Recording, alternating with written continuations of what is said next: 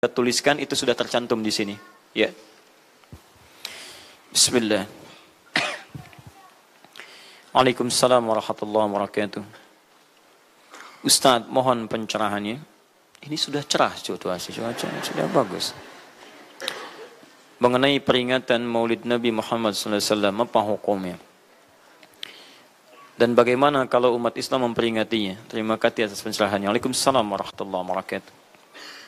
Baik, saya ingin kita paham dulu akar persoalannya. Al-Quran, surah ke-61, ayat yang ke-6, paling kiri sebelah atas. Quran, surah kedua Al-Baqarah, ayat 129, paling kiri sebelah atas.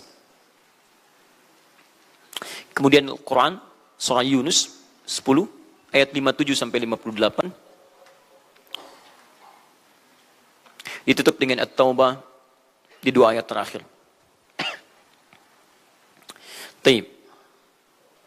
Sudah? Sekarang saya ingin coba kita membiasakan dulu untuk menilai sesuatu dengan penilaian secara ilmiah yang bersumber pada dalil-dalil yang ada. Tidak sekedar menganalogikan dan main tebak-tebakan. Itu nggak baik dalam menyimpulkan hukum. Ya. Bismillah. Sekarang secara akademis, secara ilmiah, membahas sesuatu oleh para ulama diposisikan dulu, dispesialisasikan dulu dalam bentuk ta'rif namanya, definisi. Jadi kalau Anda ingin membahas sesuatu, kita harus sepakat dengan definisinya dulu. Ya, disebut dengan ta'rif. Ta'rif ini harus punya sifat jami' mani'. Jami menghimpun semua unsur yang akan didefinisikan. Mani mengeluarkan segala hal yang tidak terkait dengan definisi. Sehingga pembahasan kita akan fokus pada hal yang akan dibincangkan. Awas hati-hati. Kita ingin berbicara tentang sesuatu, tapi kita tidak sepakat dengan definisinya. Bagaimana bisa menyimpulkan hukumnya? Dan kelemahan orang-orang sekarang, ketika berbicara hukum, dia tidak tahu apa yang dibincangkan. Sekarang misal, kita akan bertanya tentang maulid. Apa hukumnya maulid? Kita harus sepakati dulu apa itu maulid. Awas, ini penting ini. Banyak masalah yang muncul sekarang tapi tidak disepakati tentang ini. Banyak orang bahas tentang hukum musik. Hukum musik begini-begini. Begitu saya tanya apa itu musik, bingung dia jawab. Apa itu musik? Anda mesti sepakat dulu musik itu apa. Di zaman Nabi apa yang disebut dengan musik. Zaman sekarang apa yang disebut dengan musik. Ketika Nabi menyampaikan hukum musik, apa yang dimaksudkan oleh musik di situ. Kalau antum paham tentang definisinya, maka keluarkan turunan hukumnya. Maka lebih mengerti di situ. Nah sekarang maulid, apa itu maulid? Sekarang begini, maulid atau maulud? Mana yang benar? Bukan Allahu a'lam, harus dicari kita. Mana maulid atau maulud? Antum sibuk menilai, ini maulid tidak benar. Oh, jadi yang benar maulud. Maulud juga tidak benar. Masya Allah. Apa maulid, apa maulud? Baik, lihat. Kalau disebutkan maulid, itu waktu kelahiran. Waktu kelahiran. Awas hati-hati nih ya, hati-hati. Ada kemarin saya lihat tulisan begitu bersemangat, Masya Allah. Panjang-panjang nulis, ternyata salah paham. Pahamnya salah. Ya. Maulid itu ulang tahun. Bukan. Bukan ulang tahun maulid itu. Bukan ulang tahun, bukan peringatan ulang tahun maulid itu. Ingat baik-baik. Kalau pakai peringatan itu pakai Eid. Eid, Eidul Milad. Ya, hari kelahiran, peringatan hari kelahiran, ulang tahun. Tapi kalau cuma maulid itu waktu kelahirannya. Awas hati-hati ya, hati-hati dalam memahami sesuatu. Kita masih detil dan jeli dalam memahaminya. Jadi kalau disebutkan maulid itu waktu kelahirannya. Kalau disebutkan maulud itu artinya bayi yang lahirnya. Bayinya yang dilahirkan. Nabinya. Kalau dalam konteks nabi. Jadi kalau disandingkan dengan kalimat maulidun nabi artinya waktu lahirnya nabi. Jelas ya? Kalau mauludun nabi, maulud nabi itu artinya nabinya, nabi yang dilahirkan. Jelas? Saya ulang, maulid apanya? Waktunya. Kalau maulid nabi artinya apa? Waktu nabi dilahirkan. Baik, maulud artinya apa? Nabinya. Kalau maulud nabi artinya apa? Nabinya yang lahir. Jelas sampai sini? Sudah. Ya, selesai pembahasan secara bahasanya. Nah, sekarang apa hukumnya maulid Nabi? Maulid Nabi enggak ada hukumnya. Karena waktu lahirnya Nabi, bagaimana kita bisa melekatkan hukum pada waktu lahirnya Nabi? Lahir ya lahir. Jelas ya? Ustadz, apa hukumnya maulid Nabi? Antum kenapa? Apa hukumnya waktu lahirnya antum? Hah? Antum lahir apa hukumnya? Kapan antum lahir? Ustaz, kapan antum lahir? 11 September. Apa hukumnya? Apa hukumnya? Apa hukumnya saya lahir? Lahir ya lahir. Jelas ya? Jadi kelahiran seseorang itu nggak ada hukumnya. Qadar Allah yang menjadikan dia terlahir. Dan dengan kelahiran itu dia punya misi dalam kehidupan. Mencari bekal untuk kembali kepada Allah subhanahu wa ta'ala. Jadi kalau bertanya hukum kelahiran seseorang, lahir ya lahir. Nggak ada hukumnya di situ. Paham ya? Hukum itu terletak pada perbuatan seseorang, bukan pada kelahiran seseorang. Ketika dia berbuat dengan aspek kesadarannya, maka muncul hukum di situ. Awas, antum pun mesti belajar tentang hukum. Jangan salah menyebutkan hukum. Hukum terletak pada perbuatan, bukan pada benda, dan bukan terletak pada waktu. Jadi ketika ada perbuatan melekat pada benda dan waktu itu, maka muncul hukum. Apa hukum gelas? Halo? Tidak ada hukumnya. Tapi kalau menyebutkan apa hukum gelas yang menampung kemudian barang yang haram yang digunakan gelas ini melakukan perbuatan haram, baru muncul haram. Apa hukumnya gelas yang digunakan untuk melempar orang lain? Haram hukumnya. Apa hukumnya gelas yang digunakan menampung air minum untuk diminum dalam keadaan yang sehat? Sunnah hukumnya. Jelas ya? Apa hukumnya golok? Golok digunakan apa? Kalau digunakan menyembelih hewan kurban, maka jadi sunnah hukumnya. Kalau golok digunakan untuk menyakiti orang lain, mengancam. Siapa nama kamu? Oh, Masya Allah pakai golok. Ya, hati-hati. Nah, itu haram hukumnya. Jadi benda terletak kepada, maaf, perbuatan yang melekat kepadanya. Apa hukumnya hari kelahiran? Hari kelahiran gak ada hukumnya. Yang melekat hukum itu bagaimana menyikapi hari kelahiran itu. Itu poinnya. Paham ya? Ketika ada perbuatan melekat kepadanya, maka di situ ada hukum. Maulud itu bayinya, berarti nabinya. Apa hukum maulud? Apa hukumnya nabi? Nabi yang lahir gak ada hukumnya. Jadi kalau Anda menolak maulud dengan pengertian seperti ini, maka Anda keluar dari Islam. Kalau dalam hukum seperti ini, saya menentang maulid Nabi, berarti Anda menentang kelahiran Nabi SAW. Saya menentang maulud Nabi, berarti Anda berhadapan dengan Nabi, Anda musuh Nabi. Jadi kalau Anda dimaksudkan dengan kata maulud dan maulid, Anda tidak bisa menentangnya, bisanya menerima. Saya menerima. Kenapa? Karena dalam pengertian bahasa, maulid itu artinya waktu kelahiran. Maulud artinya nabinya. Jangankan siapa saya dibandingkan Nabi Isa alaihissalam. Nabi Isa itu hidup 600 tahun sebelum Nabi Muhammad SAW dilahirkan. Nabinya belum ada. Nabi Isa sudah ada. Tiba-tiba umatnya menduga Nabi terakhir itu Nabi Isa. Karena Nabi Isa punya sifat yang mirip di ramalan kitab. Yang mengatakan Nabi terakhir itu punya sifat baik dengan masyarakat lingkungan sosialnya.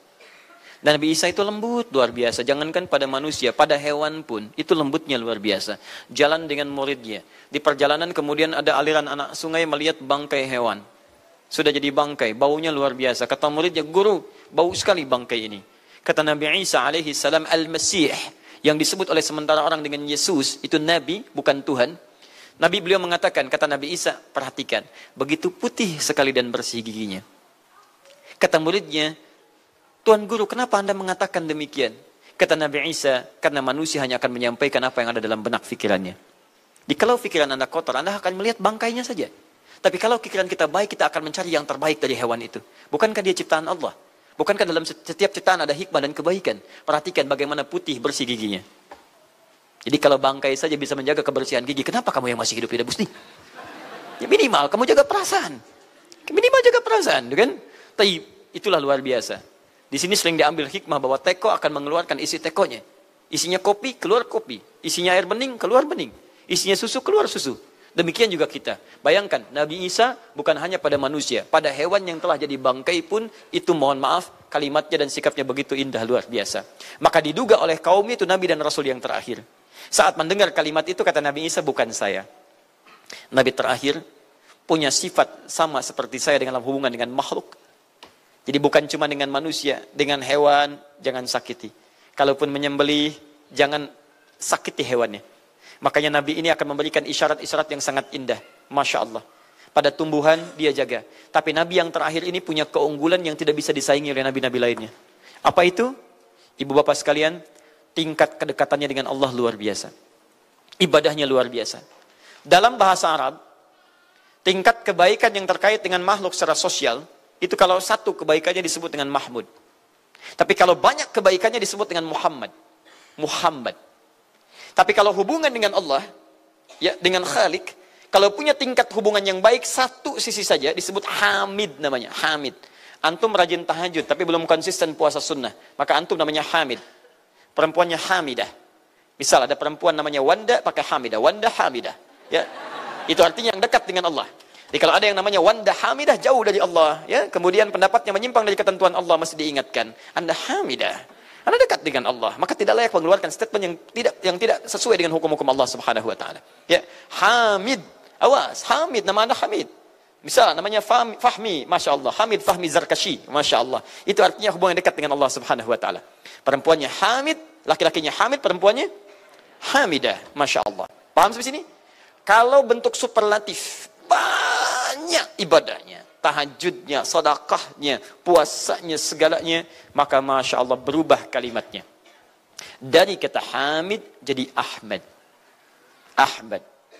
Maka Nabi Isa tidak menyebutkan kalimat Muhammad, tapi menyebutkan kalimat Ahmad. Karena kalau disebutkan kalimat Muhammad, nilainya serupa dengan beliau. Punya nilai kebaikan yang sama. Nabi Isa baik pada hewan, Nabi Muhammad baik pada hewan. Kata Nabi, lihat, kalau Nabi Isa sudah jadi bangkai. Nabi Muhammad ketika hewan akan disembelih pun, disembelih. Kata Nabi, jangan sakiti dalam penyembelihannya. Tajamkan dulu pisaunya. Ketika menyembelih, jangan lakukan berkali-kali. Kata Nabi, tajamkan, begitu anduk kemudian sembelih, seketika selesai. Cari urat yang membuat cepat darahnya keluar. Nabi itu. Dan dalam menajamkan itu, antum jangan memperlihatkan depan hewannya. Tidak boleh. Kandidat selanjutnya, siap-siap ya. Masya Allah, tidak boleh. Awas saat kurban tuh. Kadang suka lupa antum tuh. Ya dibawa sini, ini masih begini-begini tuh. Itu menyakiti hewan secara psikologis. Nggak boleh, nggak boleh. Ya, awas. Ya, tayyib. Tumbuhan, lihat. Tumbuhan. Nggak boleh dalam keadaan perang. Perang itu kan luar biasa dahsyat. Emosi memuncak, segalanya ada. Tapi Nabi katakan, jangan rusak tanaman. Dahsyat, cuma dalam Islam. Itu yang 212 tahun lalu itu, Masya Allah, nggak ada yang nginjak rumput, nggak injak macam-macam. Ya, itu yang kameramen yang nginjak rumput tuh. Ya, kameramen nginjak rumput tuh. Yang kameramen begitu diinjak, dimunculkan di media gitu kan. Wah, tapi lihat betapa rapi, bersih. Itulah Islam. Tapi jangan cuma 212 saja. Ya, 312, 412, 484 dan sebagainya. Jadi, semua yang ada setiap hari kita jaga. Ada tumbuhan, jaga. Yang praktekkan negara lain. Di New Zealand ada tumbuhan, antum sedang ngidam. Papa pengen daun itu, tunggu sampai jatuh. Nggak bisa diambil. Begitu diambil, denda. Padahal yang punya teorinya Islam. Tapi hubungan dengan Allahnya itu bukan Muhammad, tapi Ahmad. Makanya Nabi Isa mengatakan, wa mubasysyara bi rasulin ya'ti min ba'di ismuhu Ahmad. Saya kasih kabar gembira. Rasul terakhir bukan saya. Tapi seseorang yang nilai ibadahnya lebih daripada saya. Jaminan surganya sudah ada. Bahkan turun surah kepadanya. Inna a'tainakal kautsar. Dirinya dijaga dari kesalahan, maksum. Sifatnya luar biasa baik. Tapi itu tidak menghentikan dia untuk mendekat kepada Allah dengan sifat yang luar biasa. Kata Sayyidah Aisyah di Al-Bukhari, nomor hadis 2010 sampai 2012. Ya Rasulullah, alam takun ma'suban. Alam takun madmunan. Lima hakadha. Kenapa sampai bengkak-bengkak begini Anda tahajud? Bukankah Anda dijamin masuk surga? Dijaga dari kesalahan. Apa kata Nabi? Afala akunu abdan syakura. Apa aku nggak boleh jadi hamba yang bersyukur kepada nikmatnya Allah Subhanahu wa taala. Tahajudnya sampai bengkak. Nabi, Rasul, ahli surga, dijaga dari kesalahan, tidak ada hisabnya, masih mau tahajud sampai bengkak kakinya. Ditanya oleh istrinya, kenapa sampai begini? Kata beliau, ringan saja. Nggak boleh aku bersyukur. Masya Allah, ada orang Nabi bukan, Rasul bukan. Surga belum ada jaminan, amal berantakan, hisab menegangkan. Masya Allah, bangun mata bengkak. Kaki biasa. Tahajud tidak subuh lewat. Ini Masya Allah. Cita-cita surga Firdaus. Itu luar biasa. Makanya Nabi Isa mengatakan Ahmad bukan Muhammad. Dan ini bukan isyarat Nabi baru. Karena nama yang melekat pada Nabi terakhir semuanya sifat. Bukan nama zat. Ini bukan melegalkan ada seorang bernama Nabi baru datang kemudian namanya Ahmad. Bukan. Kata Nabi, saya Nabi terakhir. La Nabi ya ba'di, nggak ada Nabi setelah saya. Jadi nggak ada istilah Ahmadi. Pengikut Ahmad nggak ada. Ya, dalam arti pengikut Nabi Muhammad sallallahu alaihi wasallam. Yang jadi clue persoalan kita terkait dengan pertanyaan ini, Anda bisa bayangkan, Nabi Isa 600 tahun sebelum lahirnya Nabi Muhammad sallallahu alaihi wasallam. Perhatikan, ikutan bahagia dengan kelahiran Nabi. Sampai kebahagiaannya diungkapkan pada umatnya. Saya kasih kabar gembira ya. Nggak mungkin orang kasih kabar gembira perasaannya sedih. Kenapa saya kasih kabar gembira? Nggak ada. Kasih kabar gembira itu dalam keadaan bahagia hatinya. Kalaupun menangis, tangisan kebahagiaan. Anda bisa bayangkan, Nabi, Rasul, mukjizatnya hebat. Sekali usap, penyakit sembuh. Menghidupkan orang mati, keduanya dengan izin Allah subhanahu wa ta'ala. Bahagia dengan kelahiran Rasul sallallahu alaihi wasallam. Antum nabi bukan, rasul bukan. Maaf, tidak punya mukjizat seperti Nabi Isa. Mayat dipanggil-panggil nggak bangun, diusap penyakit makin sakit. Tuh, lalu antum tidak bahagia dengan kelahiran Nabi. Antum siapa? Nabi Isa aja bahagia. Masa antum bukan Nabi tidak bahagia? Dan hebatnya, ada orang bisa bahagia, nabinya belum lahir.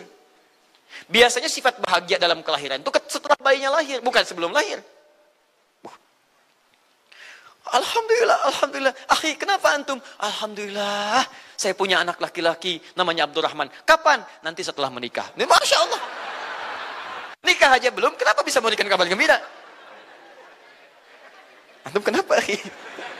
Itu lihat, akhi boy tiba-tiba seperti itu. Orang bingung. Akan bubar pengajian kalau ustaznya begitu. Ya. Jadi mustahil ada orang memberikan kabar gembira ketika bayinya belum lahir. Tapi kemuliaan Nabi Muhammad SAW menjadikan seorang Nabi Isa belum lahir, nabinya sudah merasakan gembira dan memberikan kebahagiaan pada umatnya. Kalau bukan Nabi Muhammad, mustahil. Ada kemuliaan tersendiri bagi Nabi Muhammad SAW. Setiap Rasul menantikannya. Nabi Isa menantikan. Masa antum tidak menantikan itu? Jadi kalau ada orang menolak maulid dalam arti waktu kelahirannya, maka dia telah ingkar pada Nabi Muhammad SAW. Maulud Nabi Ibrahim alaihissalam. Antum kenal Nabi Ibrahim? Oh, Masya Allah. Luar biasa.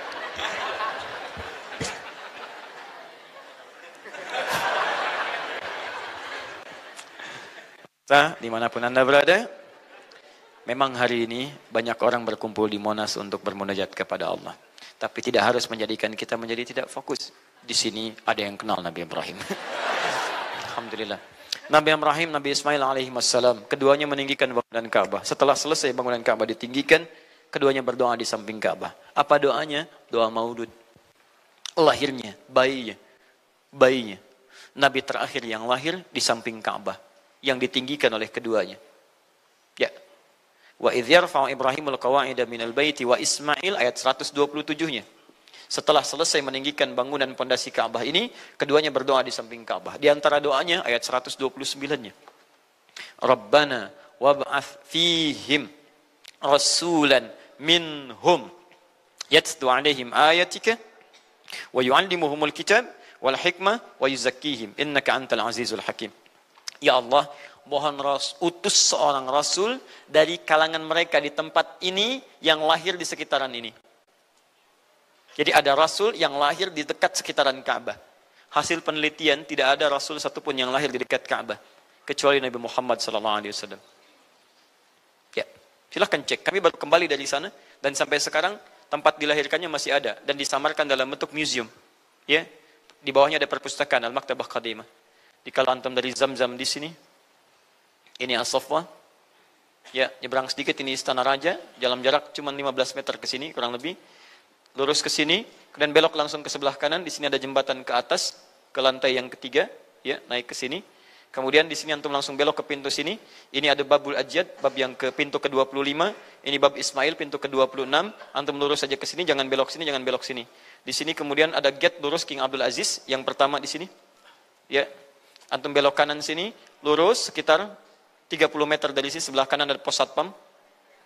Di atas pos satpam ada kamera CCTV 1. Dari sini antum jalan sampai ujung, di ujung sini, dari sini ke sini ada 35 kipas di atas. Pas di ujung sini. Kemudian ambil lurus ke sini, di sini ada bab Ali, ini masih dibuka, babus salam ini ditutup, di sini sebelumnya babun Nabi. Kemudian ambil tarik garis lurus dari babus salam ke sini, dari jarak sini ujung ke sini, ya ada sekitar 200 meter.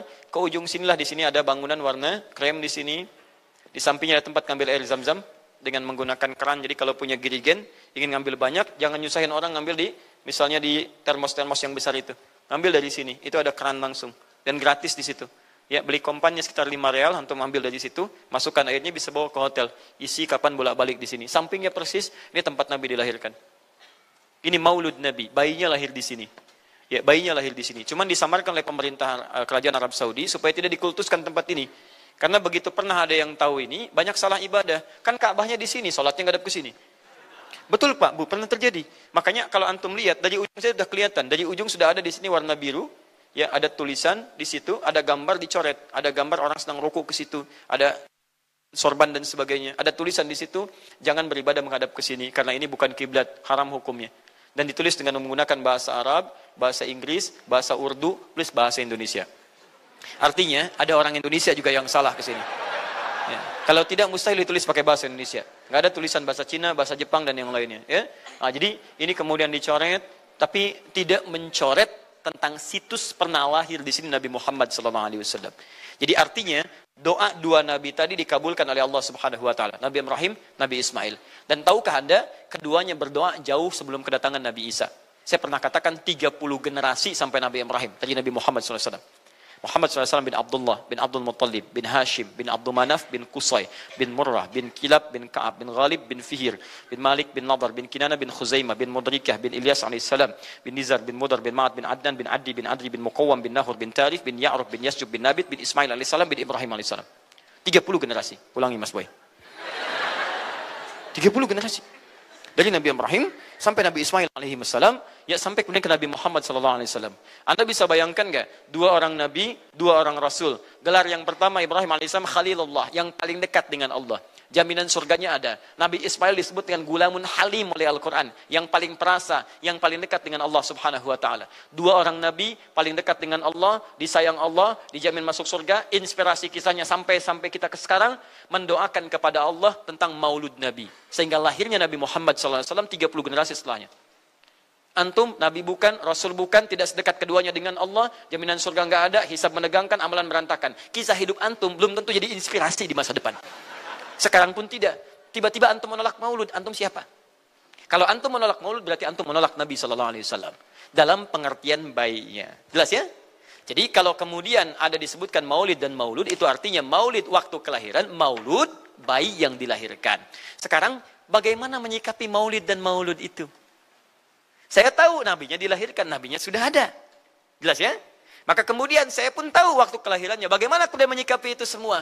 Maka Masya Allah, Quran surah ke-11 tadi, 10 tadi, Yunus, ayat 57 sampai 58. Kalau sampai kemudian ke 58-nya, faliyafrahu. Gembira antum. Gembira, bahagia, silahkan. Ya, maksud tidak gembira, Nabi Isa gembira, kita tidak gembira. Ya, Nabi Ibrahim gembira, kita tidak gembira. Nabi yang tidak melihatnya gembira. Masa kita yang mendapatkan bagian Nabi tidak gembira? Jelas ya? Nabi yang mengharapkan hadir saat kedatangannya, gembira. Kita yang mendapatkan kedatangan beliau walaupun tak mampu melihatnya, dan kita menjadi umatnya, masa tidak gembira? Umat dulu bukan bagian umat Nabi Muhammad, karena Nabi Muhammad tidak hadir di zamannya. Gembira dengan berita kedatangan Nabi Muhammad, padahal nabinya belum datang. Masa kita yang jadi umatnya, yang nabinya telah kemudian kita dapati, walaupun tidak melihatnya, masa kita tidak ikutan gembira? Maka pertama kita mesti gembira. Maka yang kedua, bagaimana mengekspresikan kegembiraan itu? Maka contoh-contoh dari Nabi SAW, bagaimana mengekspresikan kegembiraan-kegembiraan dengan Nabi SAW itu, pertama Nabi sendiri menyikapi hari kelahirannya dengan berpuasa. Di hari Senin. Jelas ya? Ini bagi Nabi sendiri pribadinya. Nanti jadi hukum untuk kita. Maaf, saya akan tafsirkan lebih luas karena ini jadi hukum-hukum turunan. Ketika Nabi puasa di hari Senin ditanya, ya Rasulullah kenapa engkau puasa? Kata Nabi, dzaka yauma wulidtu. Bima makna? Ini adalah hari aku dilahirkan. Hari aku dilahirkan. Jadi ini hukum kelahiran. Kalau antum misalnya masuk pada hari dilahirkan, boleh antum ikuti sunnah Nabi SAW. Apa sunnahnya? Puasa. Puasa. Kenapa puasa? Nabi SAW mencontohkan puasa. Hari Senin beliau puasa. Ketika antum puasa Senin, bukan cuma puasa sunnah, tapi ada nilai di situ. Nah, kalau hari lahirnya antum bertepatan dengan hari yang tidak diperkenankan puasa, seperti Jumat misalnya, hari kita bahagia, maka kata para ulama, ambil hikmah dari nilai puasa itu. Puasa itu kan dua hikmahnya. Satu, meningkatkan ibadah yang baik. Kedua, mencegah maksiat. Silahkan cek, bukankah saat puasa ibadah antum meningkat? Silahkan cek, saat puasa. Jangankan yang fardu, yang sunnah dikejar kan? Jangankan Quran yang dibaca, Al-Quran dibolak-balik. Maksiat ditekan, tidak ada orang puasa maksiat. Tidak ada. Ya, bahkan pelaku maksiat pun saat puasa, libur maksiatnya. Minimal takut batal puasanya. Jangankan maksiat, maaf, mencela orang pun dia tahan. Berdusta dia tahan. Jam 5 bu, tinggal 1 jam mau buka. Dicela orang habis-habisan. Oh, nggak balas dia. Kenapa nggak balas? Kan biasanya antum keras. Habis maghrib. Oh, habis maghrib. Luar biasa. Habis maghrib tuh. Begitu maghrib lupa. Habis maghrib lupa. Ya, kenapa? Dia jaga. Jadi hikmah orang puasa itu kalau sudah puasa, ibadahnya meningkat, maksiatnya hilang. Jadi kalau antum ikut rajin puasa, ibadah tidak meningkat, maksiatnya tetap ada. Ada yang salah dengan puasa antum.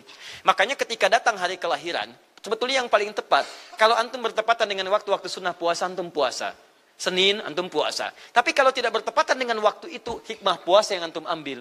Antum koreksi diri sampai dengan hari kelahiran itu, berapa banyak ibadah sudah antum kumpulkan, berapa maksiat antum harus tangisi. Itu hikmah terbesarnya. Bukan rame-rame. Tiup lilinnya. Masya Allah, lilin ditiup, maksiat terus muncul. Apa faedahnya? Kasihan lilin tuh, udah dibakar, ditiup. Dengan antum yang salah. Paham ya, teman-teman sekalian? Nah, sekarang bagaimana para sahabat menyikapi kelahiran Nabi SAW, kedatangan Nabi SAW, dan menyikapi keberadaan Nabi SAW. Bukan cuma lahirnya, tapi setiap kedatangannya. Nabi datang dari Madinah, dari Mekah ke Madinah disambut oleh para sahabat yang ada di sana. Nabi datang dengan perang Tabuk, dari perang Tabuk disambut oleh para sahabat di sana. Tala al-badru alaina min thaniyatil wada'i, wajaba syukru alaina bada'alillahi da'i. Masya Allah, disambut dengan madid. Bukti kesenangan mereka kepada Nabi SAW. Ada yang memuji Nabi SAW seperti Hasan bin Thabit. Buat puisi-puisi memuji Nabi. Seperti Zuhair bin Abi Salma. Tadinya musuh Nabi, begitu masuk Islam memuji Nabi SAW. Ada yang lagi kemudian menghormati Nabi dengan kedatangannya. Dengan mengikuti Nabi kemanapun. Nabi mencontohkan, amalkan. Nabi mengajarkan, ikuti. Masya Allah. Begitu Nabi meninggal, diabadikanlah kemudian nilai-nilai penghormatan itu. Ada yang menulis sejarah tentang Nabi. Ada yang menulis pujian kepada Nabi dalam bentuk sholawat. Ada yang menulis tentang amalan-amalan Nabi. Ada yang menulis tentang pengajaran-pengajaran Nabi. Dikumpulkan dan sampailah itu kemudian kepada kita semuanya. Dan itulah cara terbaik menyikapi tentang maulud dan maulid. Apa cara terbaiknya? Keluarkan ayat-ayat Qur'annya. 1. Quran surah ke-33 ayat 21-nya. Laqad kana lakum fi Rasulillahi uswatun hasanah. Sungguh ada pada diri Nabi SAW suri teladan terbaik untuk kita.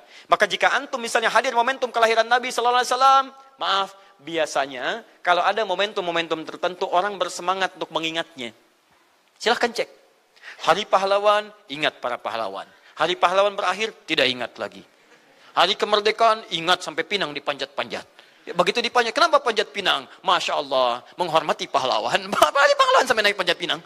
Luar biasa. Ada yang tarik tambang, ya, menghadirkan energi para pahlawan. Antum bisa bayangkan, momentumnya ada, begitu hilang itu semua, tiba-tiba hilang lagi kemudian ingatan kita. Artinya, selalu ada momentum untuk mengajak kita mengingat sesuatu. Begitu Ramadan, ingat lagi amalan. Hilang Ramadan, hilang lagi kemudian amalan.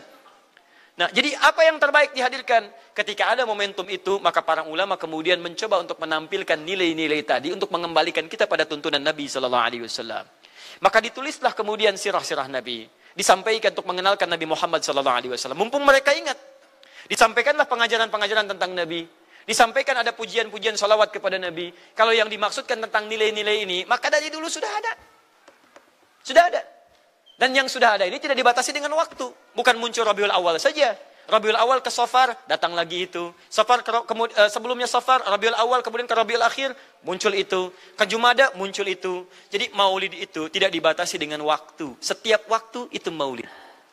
Maulud tidak dibatasi dengan waktu. Setiap waktu itu maulud. Tapi kalau ada momentum bersamaan dengan waktu kelahirannya, kemudian kita hidupkan untuk mengenal kepada Nabi, dalam bentuk yang tadi disunahkan dalam Al-Quran dan Sunnah, itu tidak ada masalah. Yang ada masalah itu adalah ketika menghadirkan hal-hal yang bertentangan dengan Al-Quran dan Sunnah Nabi SAW. Misal, maaf, dulu orang sudah terbiasa mengkaji tentang Nabi, menyampaikan risalah Nabi. Kemudian diisi misalnya, maaf dengan hal-hal yang bertentangan dengan keadaan-keadaan Nabi. Misal, saya ingin mengajarkan tentang Nabi, tapi ketika mengajarkan tiba-tiba mengatakan, pada saat ini Nabi pun datang bergabung bersama kita. Itu yang tidak kita sepakati. Jelas ya? Misal yang kedua, antum nih, mohon maaf, kerja di instansi. Bertepatan dengan Maulid Nabi, kita adakan peringatan. Padahal antum cuma ingin mengeluarkan anggaran saja dari situ. Itu bid'ah. Bid'ah. Mengeluarkan anggaran, sekedar hanya ingin dapat anggaran untuk dalam momentum Maulid Nabi, itu yang bid'ah. Maulid bukan makan-makan. Jadi kalau antum mengadakan Maulid Nabi hanya sekedar untuk makan-makan, itu yang bid'ah. Tapi kalau antum ingin belajar menghadirkan momentum itu untuk mengisi ta'lim, sama aja dengan ta'lim kita sekarang. Apakah ada hadis Nabi mengatakan ta'lim khusus di hari Ahad jam 8 pagi sampai jam 10? Tidak ada. Jadi ta'lim kita bid'ah ini. Jadi kalau antum pahami setiap yang tidak ada contohnya itu bid'ah, Masya Allah, maka akan ada banyak bid'ah dalam kehidupan. Mushaf itu bid'ah, karena nggak ada contohnya zaman Nabi SAW. Antum dari ujung kepala sampai ujung kaki itu bid'ah, karena antum tidak ada di zaman Nabi SAW. Ya, jadi jangan langsung menilai bahwa setiap maulid itu bid'ah. Bukan. Kalau momentum itu ingin diisi dengan ta'lim, ingin memperkenalkan Nabi, ingin mengajarkan syariat-syariat Islam, maka itu tidak ada masalah. Itu mengamalkan petunjuk-petunjuk ayat, bukan mengkhususkan di waktu itu, bukan. Karena ta'lim itu dibuka di setiap waktu, tapi menjadikan waktu itu untuk momentum, karena setiap orang sedang ingat Nabi pada saat itu. Jelas ya? Kapan lagi kita mendapati orang ingat Nabi? Maka ajarkan itu dan pesankan pada saat itu. Teman-teman, jangan cuma pada waktu ini ya, setiap waktu kita amalkan ingatan kita kepada Nabi sallallahu alaihi wasallam. Makanya saya kalau diundang, Ustadz ada maulid Nabi, saya datang untuk ceramah, untuk menyampaikan pesan-pesan terkait dengan Nabi SAW. Adapun masalah ritual-ritual saya tidak ikutan. Makanya paham, begitu saya datang pas ceramah. Ceramah, saya berikan ceramahnya. Nabi begini, apa itu maulid? Allahu alam. Bukan Allahu alam, kan antum bikin spanduknya di sini. Apa itu maulud? Maulud. Bukan maulud. Maulud itu begini, maulid itu begini. Ketika kita terangkan, kita sampaikan, Masya Allah. Antum tahu apa yang terjadi? Mereka mulai sholat dengan baik, masjidnya mulai ramai. Besoknya tidak ada ramai-ramai lagi. Begitu ada maulid, ceramah lagi. Ternyata ceramahnya nggak sampai maulid lagi. Besoknya ceramah lagi. Ahadnya ada waktu taklim. Dan itulah cara terbaik untuk memberikan penjelasan kepada masyarakat untuk mencintai Rasulullah SAW. Paham ya? Jangan seketika, ini maulid bid'ah, Masya Allah. Antum tuh bid'ah dari kepala sampai kaki. Ya. Saya luar biasa kesal. Kadang ada orang bikin perbandingan begini. Maulid Nabi, maulid. Zaman Nabi tidak ada coret. Zaman sahabat tidak ada coret. Zaman tabi'in tidak ada coret. Zaman ini ada. Lalu diserupakan yang ikut-ikut ke sini. Antum kalau mengamalkan hukum seperti ini fatal. Zakat pakai beras. Zaman Nabi coret. Zaman sahabat coret. Ya, zaman tabi'in coret. Zaman ulama coret. Zaman antum ada bid'ah antum. Cara menyimpulkan hukum bukan seperti ini. Lihat turunannya, lihat dalilnya, lihat pemahamannya, lihat turunan-turunan fikihnya. Ya, bagaimana bisa zakat pakai beras jadi? Padahal contoh nggak ada. Dalil nggak spesifik. Ayo coba temukan. Nabi zakat pakai beras. Temukan. Kalau antum menemukan, Masya Allah saya bermohon kepada Allah supaya Allah mempercepat hajinya antum dan masuk surga tanpa hisab. Tiap hari saya doakan. Tidak cukup dengan amin. Cari dulu. Cari di setiap hadis Nabi zakat pakai beras. Saya sampaikan pada antum, sampai kiamat kurang 2 hari, antum nggak akan temukan. Sehari lagi buat sadar, ngapain nyari? Ya. Karena Nabi tidak pernah bersentuhan dengan beras. Silakan cari di kitab hadis palsu pun, sepalsu-palsunya nggak akan ditemukan. Capek pemalsu hadis mengarang hadis palsu tentang itu. Nggak akan didengar, nggak akan dilihat. Kenapa? Karena tidak ada. Ya, kata Muawiyah, hadza irqun, itu makanan pokok. Nabi zakat pakai kurma, pakai gandum. Ya, lihat, karena itu makanan pokoknya. Makanya setiap makanan pokok yang digunakan, kata para ulama, mendekati kaidah usul fikihnya. Lihat, kaidah usul fikih diambil di sini. Setiap yang punya keserupaan dengan itu, sekalipun teksnya tidak jelas langsung menunjuk, itu ada isyarat, namanya qarinah namanya. Kalau ada isyarat menunjukkan kepada itu, maka boleh digunakan sebagai alternatif lain dari makanan pokok yang tidak didapati di masa kita dengan generasi yang berbeda. Tapi kalau makanannya sama di setiap generasi, dia zakatnya pakai itu. Makanya orang Arab sampai sekarang pakai kurma, ada yang pakai gandum. Kita makanan pokoknya bukan itu. Antum makanan pokoknya apa? Beras, Masya Allah, beras. Baik pemirsa, beras itu makanan pokok bagi hewan yang bertembolok ya. Ayam, bebek itu beras. Baik, makanan kita nasi. Dan nasi bersumber dari beras. Baik, nasi bersumber dari beras. Jadi kalau kita ingin zakat pakai beras, boleh tidak? Nah, lihat bagaimana cara pendekatannya. Dalil belum ditemukan aslinya. Seperti maulid tadi, menyikapi dengan taklim macam-macam, nggak ada nas aslinya. Tapi korinahnya ditemukan, sama-sama makanan pokok, sama-sama taklim, sama-sama meminta untuk ikut ajaran, sama-sama mereka ingat tentang Nabi SAW. Maka semua hukum itu kita terapkan, jadilah hukum terapan dalam kehidupan kita. Paham? Dan itu tidak disebut dengan bid'ah. Jelas ya? Bid'ah. Alhamdulillah. Tapi kalau yang rame-rame tadi, yang tidak jelas ya, hanya menghabiskan anggaran, makan-makan tidak karuan, meyakini ini itu dan sebagainya, saya tidak sepakat dengan itu. Saya tidak sepakat. Allah Ta'ala alam bisawab.